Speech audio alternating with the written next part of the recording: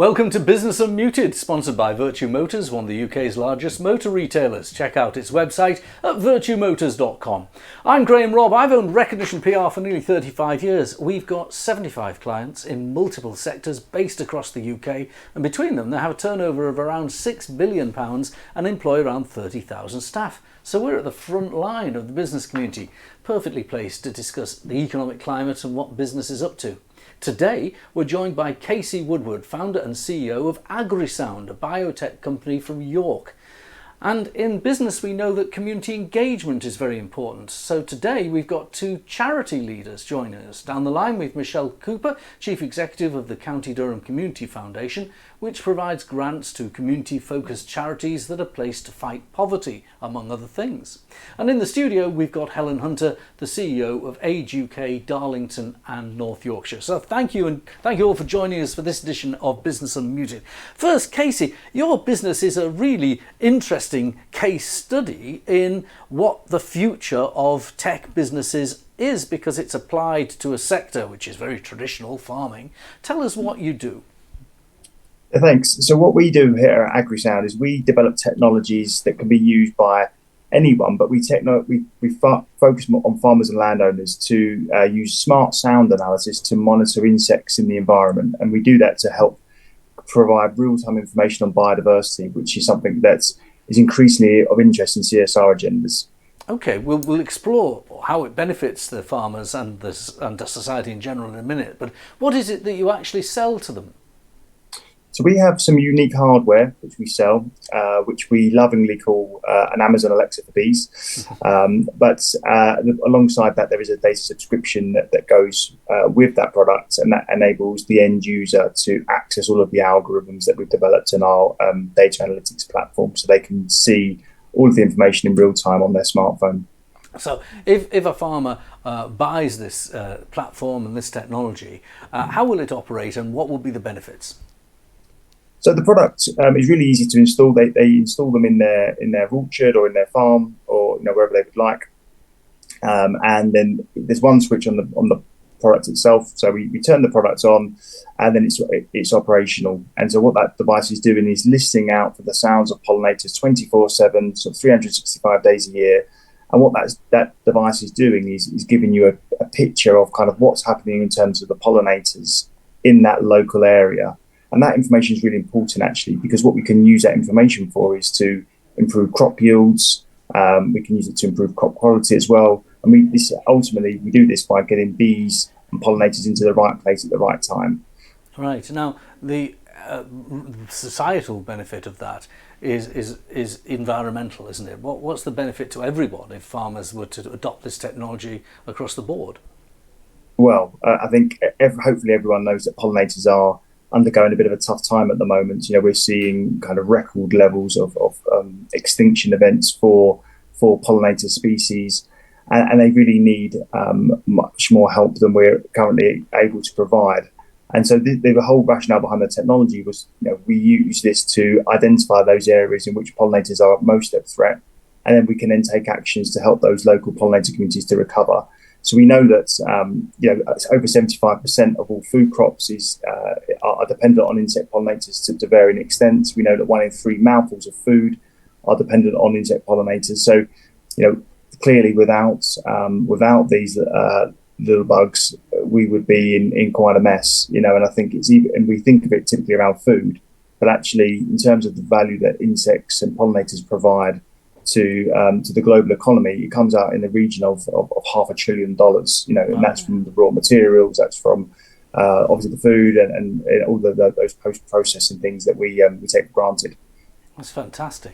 Now, here's an interesting question. You're a small business, you're a tech business, you're a science business, and just this week the government has changed the way it's organised itself so that there's a department which is a Department of Science, Innovation and Technology, which at face value sounds like it's just the kind of department that a business like yours needs to connect up with what the government and the country's economic objectives should be. What did you think about that? I think it's a great step in the right direction. I think early stage fledgling technology businesses have a really unique set of requirements that are very different from other forms of businesses. And I think having a stronger voice to be able to champion those perspectives in the wider government will, I think, only help to make sure these companies give their best chance to succeed.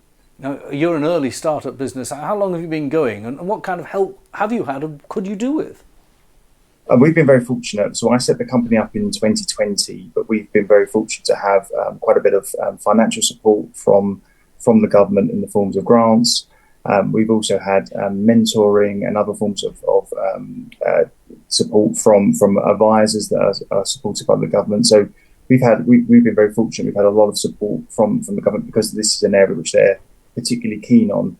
But I think that there's always more that could be done. And I think if the government can help us to accelerate our growth and to grow faster, then actually that will be great in terms of more jobs, more benefit to the wider economy, but also perhaps arguably the biggest benefit will be the environmental benefit. And we see there's lots of legislation coming through around the Environment Act and DEFRA, and changes to farm subsidies post Brexit. So I'm really excited about this change. Actually, I think it will be really one to look out for. Well, Casey, well done to you, because it's no mean feat. You in less than 3 years, you've got eight jobs created. That's growth. That's meaningful. That's a noble thing for a business to have done. And maybe you could be a case study for this policy. We'll come back to you soon, though. So stay on the line. We'll come back to you at the end of the programme. Now, let's turn our attention to a slightly different subject, that of CSR, and corporate social responsibility, as it's known. Charities and corporate social organisations, community interest companies and the like, are more and more prevalent in dealing with businesses now. It's not just about delivering services to end users, it's also about linking the business community to what they do. Now, here in our studio and down the line, we've got two great examples of northern-based charities that demonstrate the way in which business links together with their end objectives. First, let's talk to Michelle Cooper from the County Durham Community Foundation. A quick elevator pitch for what the Community Foundation does before we talk about the issues. I think first, thank you, Casey. You kind of took me back to my investment days in early stage tech. So sounds a brilliant company and absolutely loved it. The Community Foundation effectively works with businesses, individuals, public sector as well. We raise money. We then get that out to very small grassroots charities who are at the forefront of the issues that we're seeing in society today. To be honest, we've been seeing them since the 27 years that we've been in existence. So grants that we will award are very much addressing issues of poverty, the cost of living crisis. We talk about fighting poverty and enriching lives. That is our remit. So although a lot of our work is sometimes quite harsh and we're supporting groups working in a very difficult place, we hear wonderful stories coming back about the impact that a small grant has in a community organisation and how it has enriched somebody's lives. So fighting poverty, enriching lives. Okay, now that's what you do and how you do it. And community foundations there's a sort of unofficial network of them around the country, so people might be watching this video or listening to this podcast in other parts of the north of England. There are, particularly in Yorkshire, there are other community foundations, aren't there? Yeah, absolutely. So our work focuses across County Durham and Tees Valley. Those are the two areas that we cover through this network of community foundation members. There are 46 other community foundations. So you have Wales has their own, Scotland and across in Ireland as well. And then typically most community foundations are drawn around county borders. So pretty much wherever you are, there is a community foundation. And actually, if you add all the community foundations up, we are about the fourth or fifth biggest grant maker across the UK. We'll come to the grant making in a moment, but let's talk about the finding money to make the grants from. Absolutely. I was privileged to be invited in autumn to your launch of the Poverty Hurts campaign very appropriate given the cost of living issues that are being faced by communities across the country. This was in Durham. And what was interesting to me, having attended my first launch of something of yours, was the depth and breadth of people from the business community that you had. You had everyone from manufacturing firms to law firms. You had people who were retired. You had new young businesses. It was amazing. Now, how have you managed to engage so widely with businesses? It's word of mouth, a lot of it. So people see other actions and there's a desire to learn. There's different models through which people can engage. So in the startup world, there is something called the Founders Pledge, and one of our supporters effectively gave some money through that route. So when you're a startup, you can't afford necessarily to give huge amounts of money, but effectively once you grow and exit that business, then you have a mechanism and there's a formalized method. So I do work in the startup culture. I work with various business organizations across the county. I'm a member of business clubs so that we can engage and meet different businesses there. You then meet different businesses who actually have a passion around, it's kind of in their DNA. It's a phrase I use quite often, and then we're a mechanism to help them live through their DNA. If I take Darlington Building Society, they work on a profits pledge model. We run a lot of wind farm community benefit funds if you're a renewable energy company. So some businesses come to us, and then we actively find business as well who wish to engage in the community but don't necessarily know how, and we can provide that structured route to the community groups. I think that's an important point. We're going to talk to Helen in a minute, and her offer is very clear. It's about older people. Your offer could be about young people, it could be about poverty, it could be about addiction, health, that kind of thing. Now, the other thing you have is quite a powerful board. I know the chairman is a very respected leader in, I think he works for Deloitte, and you have a very good board. Is constructing a board fundamental to your success in the business world? Do you know what? So for charities in general, I think how you go about constructing your board, you have to be very clear in what you want. And actually, sometimes it's hard for business leaders to kind of manage that conflict of opening up their little black book. So I think you have to be very sensitive when you're working with your, identifying trustees, be very honest with them. And ideally, I think, identify the key skills that a trustee can bring. Right. Be very open and honest about how you would wish them to deploy those skills. Because it can be hard for them to say, can you go and tap up so-and-so, and can you go and talk to them? That's not really their skill. So yes, the board is critical, but I think we have to be respectful as kind of charity leaders as well as about how you work with your trustees and ask them to be your ambassador, effectively, your advocate. Okay, I'm going to bring Helen in just a minute, I promise, but just very quickly, tell us about the success of this Poverty Hurts campaign. And it is a success, albeit the reason you've had to have it is a bad reason. It is a successful outcome.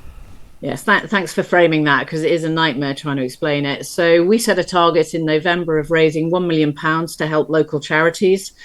To date, we have hit about £700,000. No sooner have we got that money in than we have been awarding it out as grants. We have been providing grants that are frankly keeping the doors open of charities so that they can help their communities and their clients.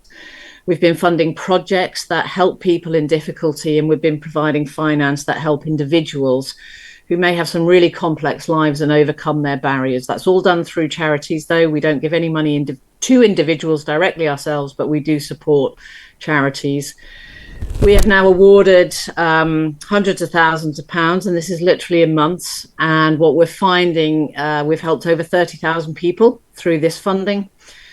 And it's typically coming through at about £15 per intervention is the impact that, when people say, I can't give much, I think we're able to demonstrate that actually every pound does count. And through the grassroots community organisations we support, they can make every pound make a difference. And we're really seeing that £15, and you can change somebody's life with that.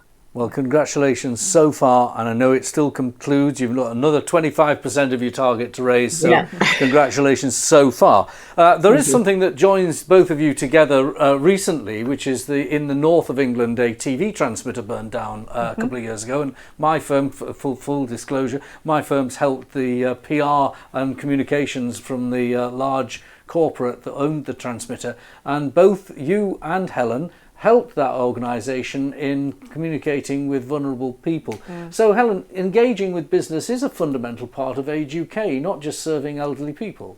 Absolutely. What we were seeing when the mast went down was a tremendous effect on older people who really rely upon the television for company, for information. They're not getting out, they're not seeing people. So our helplines were just absolutely buzzing because people couldn't understand why their TVs weren't working. And that's where we kind of, came together, and the company didn't have that kind of connection with the community and with older people, and we could provide that. And it was really a match made in heaven, wasn't it? I mean, it just worked beautifully. So we could support the organisation to actually communicate and let them know what was going on and what was going to happen. And equally, the company could support us. So we were really busy, so we needed extra resources, and they provided that. And Michelle's team was also helpful. So moving on to the communication with business in general, your base is in Darlington, but you cover a whole area of North Yorkshire as well. What kind of links do you have with the business community? Not as strong as I would like, because we're so busy sort of, delivering services. But my background working in larger charities, I was head of fundraising and partnerships. So it's something that I've done in my past a lot, and it's something I really want to kind of create in the local charity I work in now. But, it's about supporting us. Of course, it's about donations. Every charity wants a bit of cash and donations. We're always, running to the bone. But for me, it's also about having a really meaningful partnership, and about supporting some of our events and fundraising events. It's about lending expertise, volunteering time, advising, getting involved. I mean, I have businesses involved. I mean, mainly it is through trustees, but they provide some really great expertise, as Michelle said. That's really meaningful for us. And that's great, and I think it is important that you get this out of the business relationship. But being blunt, what does the business get out of the relationship with you and with Michelle? I'm sure Michelle will have a stab at answering this as well. Well, for me, it's about, it's mutually beneficial, isn't it? Because, I have a very successful brand that actually can look quite good for an organisation. No question. It's also about the company's customers realising that they care about the community, because it's about, and it's also, I think it's really important. Certainly the case in the TV transmitter. Absolutely, yeah. And they genuinely did. I mean, I wouldn't have got involved if I hadn't sat down with the CEO and I really, he convinced me that he really did care and he really wanted to sort this out. So I was very, very happy to work with him. You were quite a terrier in that meeting, actually. Surely you not. You were, yes. But I'm representing, I'm representing older people, and we've kind of got to have that. So it's also great for employees as well. You see better employee satisfaction. They really believe in their organisation. So it's mutually beneficial, for both sides, really. I mustn't let you go without a plug for something. Yes. You've got the Tees Valley Mare coming to an after-work event. Yes. 6th of March. That's right. So the first Monday of March, I think that's right. That's right. Tell me what the idea is and how it'll run. Where is it? So it's at our centre in Darlington, in the town centre, Bradbury House. And the idea is just, for me, it's a way to engage with local corporates. I want to be talking about CSR. I want them to see what we can do. Because the other thing is, it's about we have a cafe and we have various other services.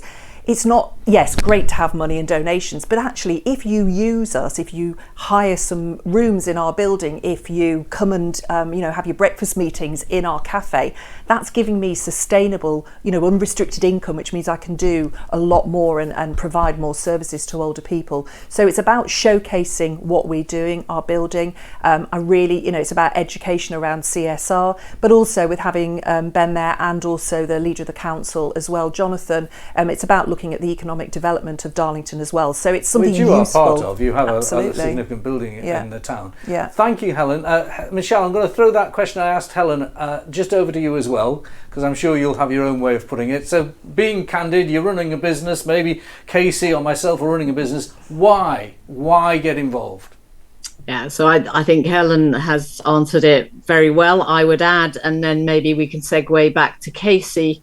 I can give you an example of a local company. Environment and climate was very important to them, trying to find ways for the community to engage in that. And we ran a greening communities project.